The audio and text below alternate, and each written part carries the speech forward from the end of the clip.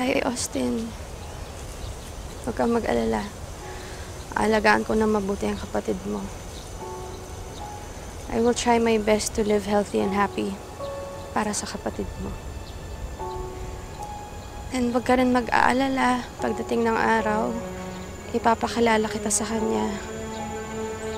Sasabihin ko na meron siyang Kuya Austin na napakabait at napakagwapo.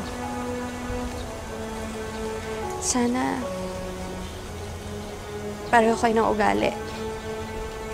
Sana maging katulad mong kapatid mo. Sino yung kapatid yan?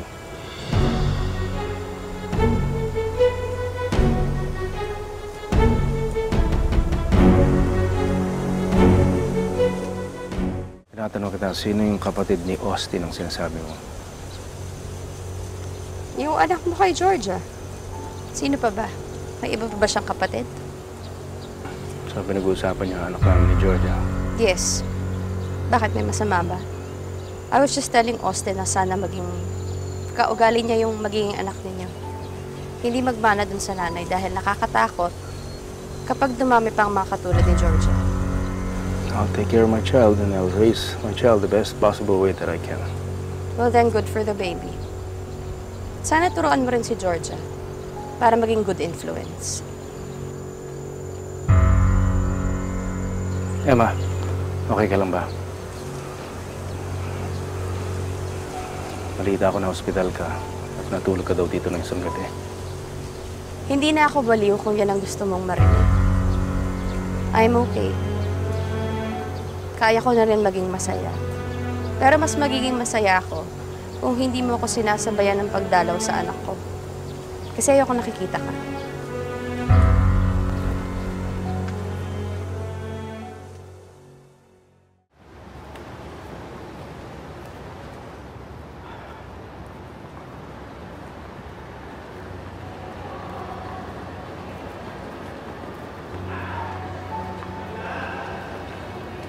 Oh, I got it. I got it. All right. You're welcome.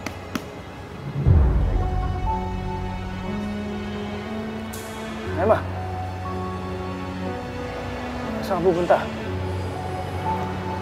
Papuntang Singapore, doon na kami titira ni nanay. Singapore? Nahihimba ka na talaga, Emma. Kasama pa si Aling Lourdes. Rome, pabayaan mo na lang kami. Emma, nangako sa akin na hindi mo kakalimutan ang anak natin. Tapos kalibin mo pa to. Ang taong naglayo sa'yo sa anak natin. Alam mo kung buhay si Austin, magagalit sa'yo. Alam mo, Rome, hindi kita papatulan. Kasi ayoko nang pahabain itong usapan na to. Pwede ba tigilan mo na lang kami? Rome, nagmo-move on na kami. Huwag ka nang humarang. Hindi ikaw ang kausap ko. Please lang, Rome. Tama na. Ayoko na ng gulo. Hayaan mo na lang kami. Tignan mo na, Emma. I can't believe you're doing this. You know what? That's not my problem anymore. Goodbye. This is the last time I will see you. Please lang, wag mo na kaming guguluhin pa. Emma.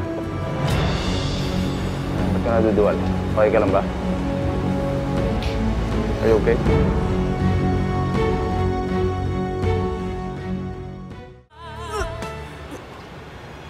Emma, naduduwal din ako. Baka na food poisoning tayo. Ba, pareho tayo na kinain kanina? Siguro nga, kanina pa rin masama ang tiyan ko, anak.